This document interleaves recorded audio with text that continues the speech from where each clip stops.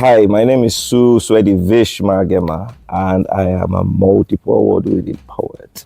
Amongst other things, creative entrepreneur, publisher, higgy haga, and stuff.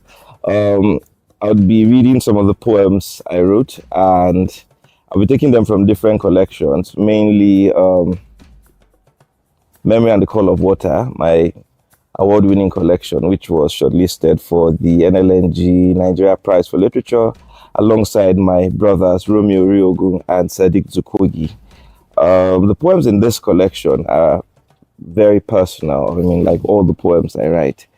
I've learned a lot from the poems, and I'm happy about them because they act as a form of, they are some sort of diary for me. The first time I wrote these poems, I mean, when I had the first rendition of the poem, was around 2017, around the time when I went to Ibadan to be the best man at my brother Servio Gbadamosi's wedding. We worked on it. So on the one hand, we were working on putting things together for Servio's wedding. On the other hand, we were working on my collection, and we're also working on some other work that Servio had, because I always have to work for Servio when I'm around him. But I'll be taking the first poem, which is called Stars Out. And Stars Out appeared previously in Bring Our Casket Home, which is my first collection. So it goes like this. This edition starts with a short quote by Langston Hughes. The stars went out, and so did the moon. The singer stopped playing and went to bed. The stars put out their light.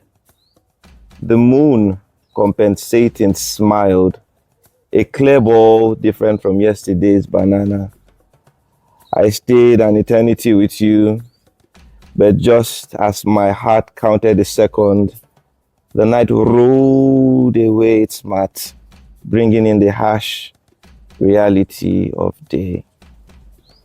And we are left to wonder what became of us.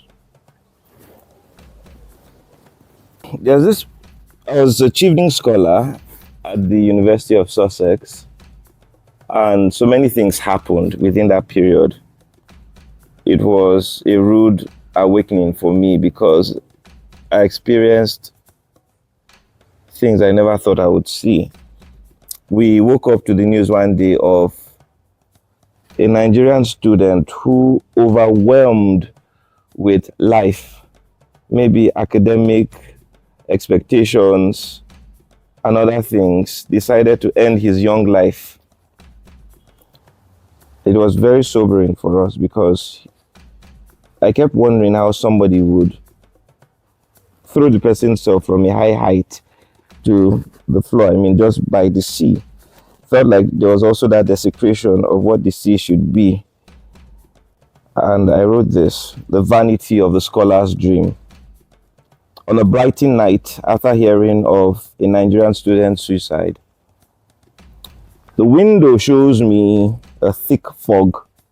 I look closer and see a dead dog. No one will tell you a man died here, decked in the glory of a mighty home, laurels in a truckload. This is where blood spills. It is the hanging axe at your neck, pushing you to breathe a lie. This is where your voice lives. This is where your man dies. Starlit Brighton night, save me from my thousand fears. Save me from the tears of an evil son, a clouded soul with a cloak too thick. I fall asleep on too many nights to a vision. Mother spits blessings into the river Benue. River, mother, river, this is for the child of my broken waters. You must protect him, mother river. River that saved us from invaders as we left Swem Hills while riding on a Karem the snake. We are saved of the water. No water shall ever defeat us. And this is the lot of the thief, saved by the Karem snake. We were saved from the waters. No waters will ever defeat us. On the molds our words into favor, and peace calls, but the damnation of dollars pound then becomes a chained stone to my heels. The sea beckons from my river, the sea beckons from my window in Brighton's marina. But I drown the sounds in work, then women, drinks, and events, grasping for glory as the last straw, gasping for life while loneliness hugs me close, calling me to go to the sea again and become one with it. Mother's prayers call from across the river, and I struggle while the sea sings sonorous songs, inviting me to be a witness to its dark bed.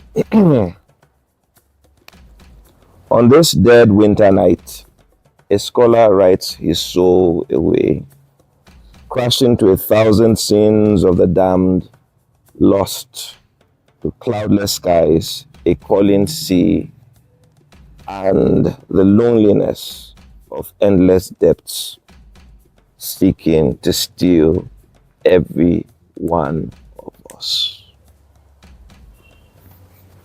So this is Bring Our Casket Home, Tales One Shouldn't Tell, my debut collection. It was written in the wake of the loss of my foster father, the first person I remember calling daddy, Mr. Charles Ayede. It was a dark period for us. He was assassinated on May the 13th, 2011. And funny story, not so funny stories. I had wanted to write a collection of poems, but he insisted that I wait a bit. I do the groundwork and write something that would make sense. And interestingly, it was his death that inspired most of the poems in this collection. I think this is one of the darkest collections I have. It came from a very dark period, but it's something that resonates with people who have been in a state of grief. And we pray that we don't ever get to be in such period where grief is so thick, it is almost choking us. This is Bring Our Casket Home. It comes to that day when we must all eternal dues pay. If that hour when we lose our way and don't make it chimes today, whether we fall in lands close or far as Rome, please bring our casket home. We are fools carrying the torch of hope with which we, the starkness of the future group. If we skip with faith, but get our hopes caught by fate, help our spirits not to in foreign lands roam. Bring our casket home. If the flow of time tides us away, deferring what anyone would want to say, bring our casket home. To join the pages of our ancestral tome, let us lie within the shore of our lands, where Dad's earth would kiss our bits in genial sands. So we can rest beside our sacred in tombs grown in lands we own. Bring us peace in the joys of home. Please, bring our casket. You might find our costs beyond your pay packet.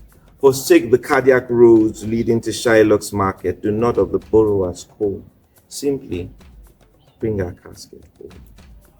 We might get blown, catch some specks, no need for checks, whether we depart in some flare. Surf into the heavens, forsaking the natural fare. Keep this grand great known. Bring our casket home. Whenever time decides to peak, at strength's peak, healthy, weak, or sick, our memories are casket that tomes us. Earth and fire are home and entire force. If then we fall or fly at any time, may our souls be on this graceful rhyme, that the memories of our souls would grow to give smiles and keep our entireties whole. Keep us in you, spread our word, and you would find the soul of our poem. Bring our casket home. Now, there's another poem I might have read or I might read eventually, which is dedicated to Pius Adesomi and the Ethiopian and those who were consumed in the belly of the Ethiopian bed. When I was in Brighton, I had this friend come to tell me that he was in great pain, a Rwandan. he had lost some of his colleagues. He had lost some of his colleagues in an air crash, and I felt really sorry for him. I'm really sorry. We spoke a bit, and I rushed to continue with my day. I was working on my dissertation proposal, and I didn't think much about it. I went to church. I came back. I saw him again. He was in so much pain, so much despair, and I was like, sorry. I spoke to another friend and said, hey, Omo, this death thing can be very painful. Hi, Omo, see what's happening to this guy. Oh well. And I went again to continue with what I was doing. And by evening of the same day, I went online and discovered Pius Adesomi was one of the people who had also died in that air crash. And it rubbed me really wrong. I rushed to my phone and went to Facebook, sent a message to, or rather went to his email or his profile and sent a message. And I saw that there was that message that he had sent to me a long time back saying I should get in touch, that we are too close for me to be sending messages to him on Facebook. He always has messages on Facebook, so I should try to either call him or send him an email. It had been at least 1 year since he had sent that message.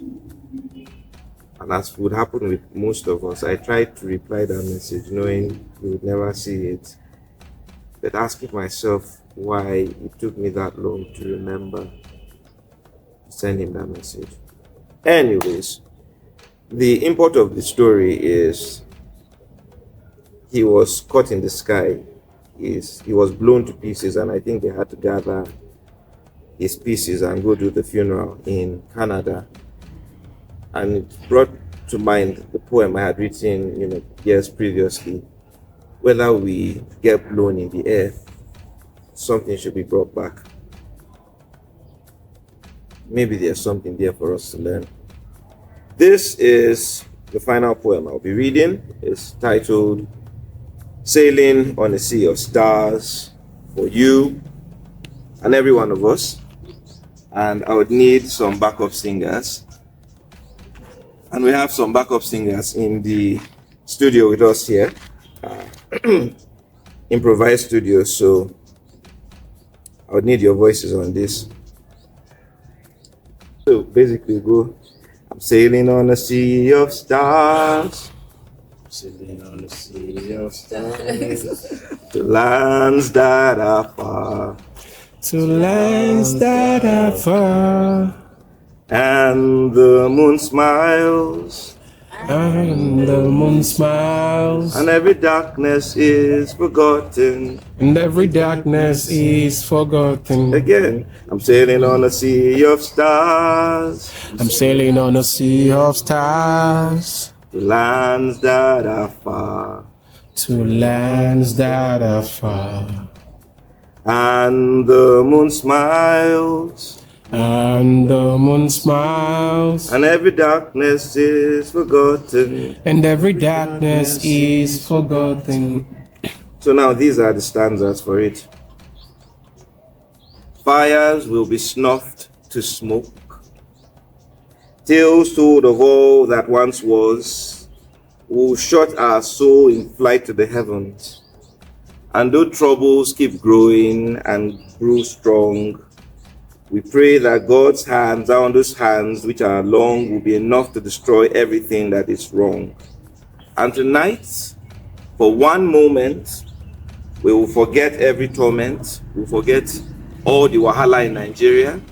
We'll forget the price of fuel. And we'll raise our voice in song and forget the noise as we sing. I'm sailing on a sea of stars. I'm sailing on a sea of stars. To lands that are far. To lands that are far. And the moon smiles. And the moon smiles. And every darkness is forgotten. And every darkness is forgotten.